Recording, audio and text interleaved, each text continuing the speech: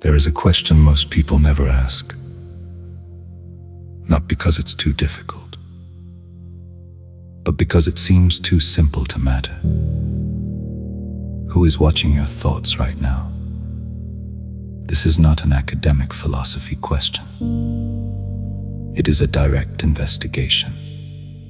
And Rupert Spira has spent decades pointing to something that, according to him, is already here. Before any thought, before any emotion, before any story you tell about yourself. The central point of Rupert Spira is deceptively simple. We are consciousness. Not have consciousness, not uses consciousness as a tool. We are the very substance of which all experience is made. Think of it this way.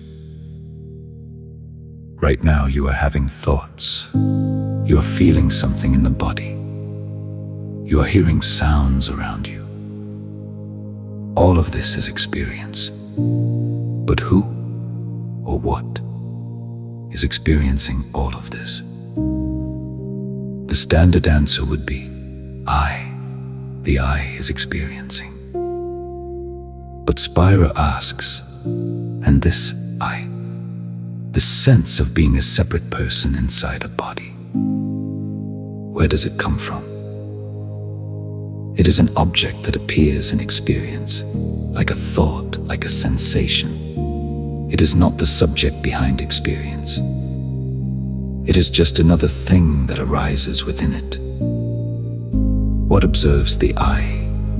What observes the thoughts without being a thought? What remains when all the contents of the mind dissolve in deep sleep and is here again, silently, when you wake up?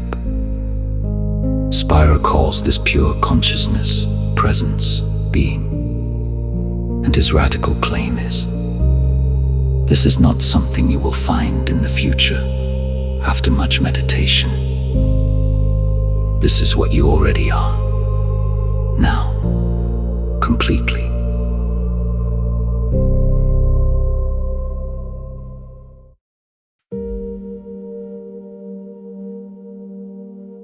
But then, what is this suffering? What is this anxiety? This endless seeking? This feeling that something is always missing? For Spira, everything begins with an uninvestigated belief. The belief that we are limited.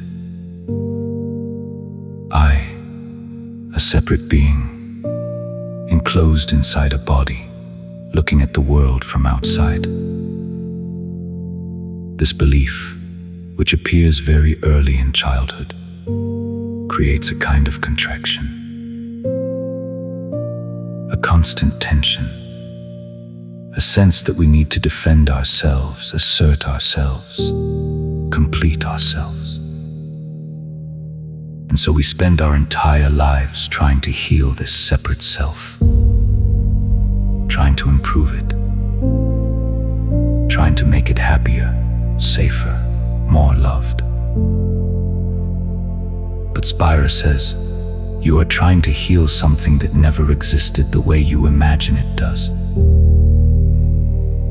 It is not that the I is a complete illusion. It is that the way we identify with it is wrong. You are not the content of consciousness, the thoughts, the memories, the stories. You are consciousness itself. And consciousness is not separate from anything. It is the very substance of everything that exists.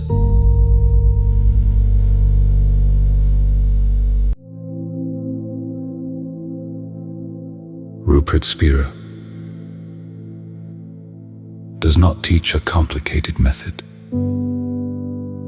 There are no rituals, no specific meditation positions, no years of asceticism. The investigation is direct. He simply asks, feel.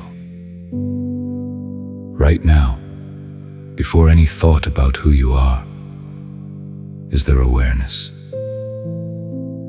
Is there a sense of being? Not my presence, just presence.